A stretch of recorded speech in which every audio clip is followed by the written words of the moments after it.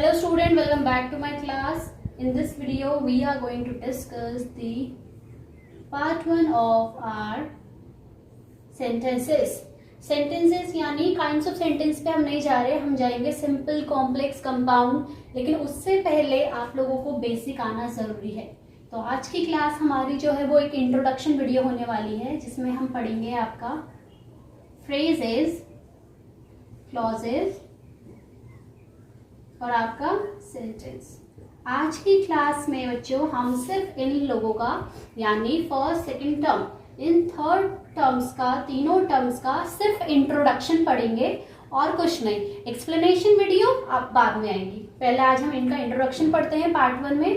तो सबसे पहले आपके पास ये टर्म सेंटेंस है तो हर कोई वाकिफ होता है, लेकिन कभी कभी फ्रेज से भी होता है. क्लॉज क्या होता है? तो आज की क्लास में हम इनका एक इंट्रोडक्शन ले लेते हैं. तो सबसे पहले जो आता है स्टूडेंट यानी फ्रेज. तो हम फ्रेज को लेके चलते हैं. फ्रेज होता है आपका स्टूडेंट जिसको हम हिंदी में बोलते हैं वाक्यांश.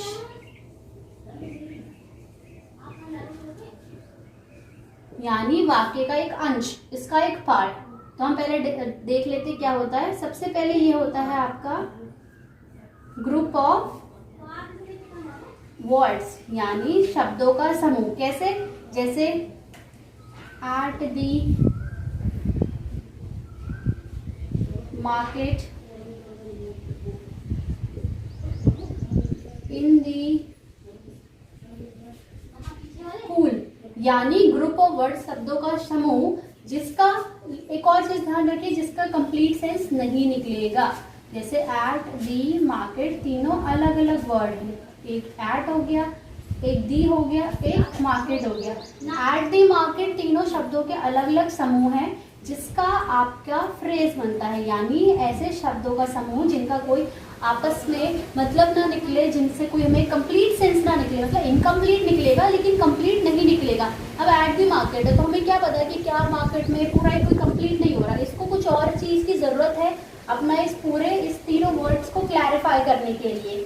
तो ये होता है. सेकंड थिंग होती है स्टूडेंट फ्रेज की कि कभी भी कोई भी एक जो सिंगल वर्ड होता है यानी आपका एक सिंगल वर्ड ये आपका फ्रेज नहीं बनाएगा. सिंगल वर्ड कभी भी फ्रेज नहीं बनाता, ये आप हमेशा ध्यान में रखिएगा. थर्ड थिंग होती है फ्रेज में कि इसमें आपका सब्जेक्ट और आपका वर्ब नहीं होता है. सिंगल वर्ड कोई फ्रेज नहीं बनाता. यानी अगर ये एट होता तो कोई फ्रेज नहीं होता, ना कोई वर्ड बनता, ना मार्केट बनता. स्टूडेंट हमेशा ध्यान रखिए कि जो सिंगल वर्ड होता है वो कभी फ्रेज नहीं बनाएगा और एक सब्जेक्ट और वर्ब इस फ्रेज में कभी नहीं होते हैं. At the market, in the pool, इसमें कोई सब्जेक्ट नहीं है, कोई वर्ब नहीं है. जिसको सब्जेक्ट वर्ब का कॉन्सेप्ट क्लियर नहीं है वो प्लेलिस्ट में जाके देख सकता है, मैंने उनकी वीडियो डाली हुई है. तो फ्रेज क्या होता है? Group of words.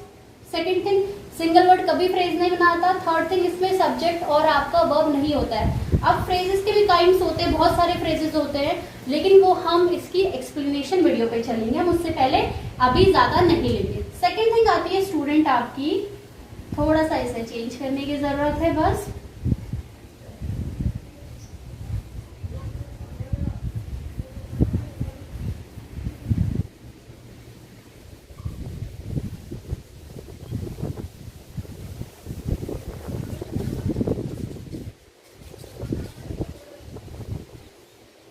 Second one आता है स्टूडेंट आपका क्लॉज यानी उपवाक्य. ये भी ग्रुप ऑफ वर्ड्स होता है. हाँ जी, ग्रुप ऑफ वर्ड्स ये होता है, इसमें भी शब्दों का समूह आता है. लेकिन क्लॉज में थोड़ा और क्या होता है, लेकिन इससे पहले कुछ और भी जान लेते हैं. कभी भी कोई सिंगल वर्ड क्लॉज नहीं बनाता.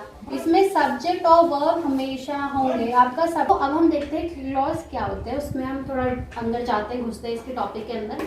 तो ये तो आपको समझ आ गया कि ग्रुप ऑफ वर्ड्स होता है. सिंगल वर्ड कभी क्लॉज नहीं बनाता. सब्जेक्ट वर्ब क्लॉज में होती है. अब सब्जेक्ट वर्ब होती है तो आप लोग को लगेगा कि इसका मतलब भी पूरा निकलेगा, लेकिन कभी कभी स्टूडेंट कुछ क्लॉजेस ऐसे होते हैं जिसमें आपका सब्जेक्ट वर्ब मेंशन होने के बाद भी पूरा मीनिंग नहीं निकलता है. वो कैसे, वो आप समझेंगे. देखिए जो क्लॉज होता है इसकी दो कैटेगरीज मेन होती है, इंडिपेंडेंट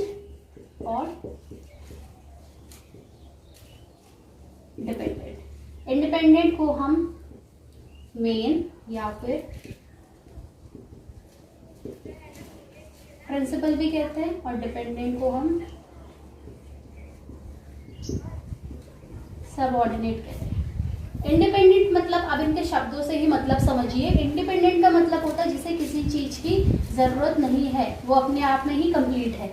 डिपेंडेंट किसी और की चीज की जरूरत पड़ेगी अपना पूरा मतलब निकालने के लिए। तो ये तो क्लॉज के दो मेन काइंड थे, इनके अंदर भी होते हैं। अब मैं आपको एक एग्जाम्पल से समझाती हूँ, उससे आपको जल्दी क्लियर होगा। आप साथ साथ में ना स्टूडेंट स्क्रीनशॉट ले लीजिए करें, अगर आप नोट्स एकदम से ऑन द स्पॉट नहीं बना पाते हैं, आप उनका स्क्रीनशॉट ले लीजिए, तो आप उसको बाद में कंटिन्यू कर सकते हैं। मैं आपको इंडिपेंडेंट और डिपेंडेंट का एक एग्जांपल बताती हूँ। जैसे after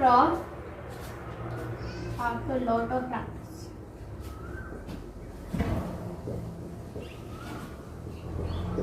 after a lot of practice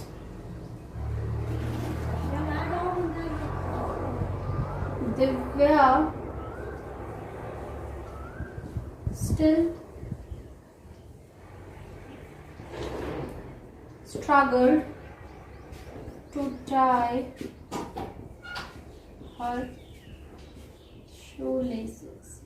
एक सेंटेंस है, after lot of practice Divya still struggle to tie her shoelaces। अब आप देखेंगे इस सेंटेंस में, ये पूरे वाक्य में दो चीजें जुड़ी हुई है, एक ये वाला और एक आपका ये वाला।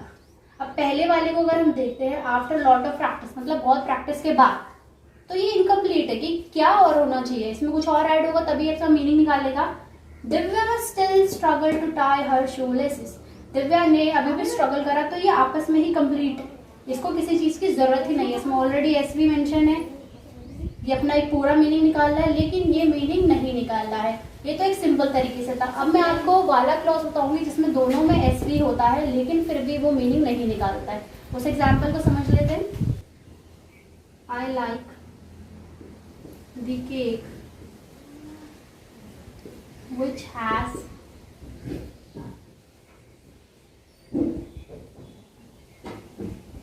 चेरीज। अब इस पार्ट को देखिए, एस भी दोनों मेंशन है, आई लाइक, ठीक है, लेकिन मुझे पसंद है, क्या पसंद है वो मेंशन कुछ नहीं है। अब इस पार्ट को देखिए, दी केक आपका सब्जेक्ट की तरह रोल प्ले करेगा, हैज आपके वर्ब की तरह। तो एस वी होने का मतलब ये नहीं है कि वो मीनिंग पूरा निकाले, वो कहीं ना कहीं डिपेंडेंट है, उसको किसी और की भी जरूरत पड़ेगी। लेकिन अगर इस तरीके का आपके पास सेंटेंस है जहाँ पे कंप्लीट मीनिंग निकल रहा है, तो अब आपका उसका इंडिपेंडेंट होता है। इंडिपेंडेंट क्लॉज जो होते हैं उसमें वो अपने आप में ही पूरा कंप्लीट सेंटेंसेस होते हैं, उनको कोई भी इनकम्प्लीट की जरूरत नहीं होती और अपने आप में ही कंप्लीट होते हैं। तो ये तो था क्लॉज। अब हम पढ़ते हैं सेंटेंस।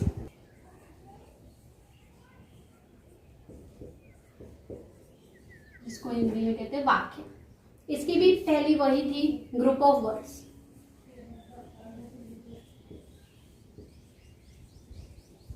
एसबी का कॉन्सेप्ट इसमें भी लगता है, सिंगल वर्ड ये भी नहीं बनाता है। ग्रुप ऑफ वर्ड्स, इसको भी सेंटेंस को अलग अलग शब्दों के समूह की जरूरत पड़ती है अपने एक पूरा वाक्य कंप्लीट करने के लिए। सब्जेक्ट वर्ब इसमें जरूर होता है। सिंगल सेंटेंस सिंगल वर्ड से, सिंगल अक्षर से या सिंगल शब्द से कभी भी आपका कोई वाक्य नहीं बनता है। अब इसमें आपको मैं एक एग्जाम्पल बताने वाली हूँ, जैसे कि है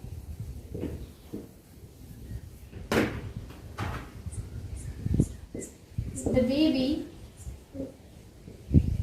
cried for food।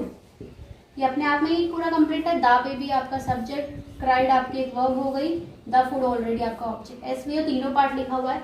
Student sentence का स्ट्रक्चर हमेशा ध्यान रखिएगा, एक सेंटेंस स्ट्रक्चर होता है एसवीओ, जिस SVO S subject V verb O object. जिसको एसवीओ का कॉन्सेप्ट क्लियर नहीं है वो प्लेलिस्ट में जाके देखे, आपको मिल जाएगा और इजिली क्लियर हो जाएगा।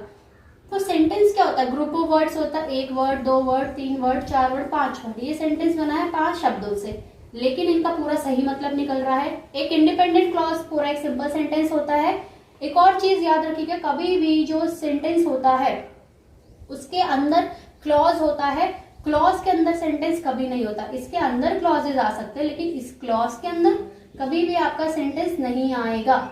तो आज की इंट्रोडक्शन में हमने क्या पढ़ा, हमने पढ़ा आपका फ्रेज क्या होता है, सेंटेंस क्या होता है, क्लॉजेस क्या होते हैं। तो ये थी स्टूडेंट आज की इंट्रोडक्शन वीडियो। उम्मीद करती हूँ आपको आज की क्लास से कुछ देखने को मिलेगा।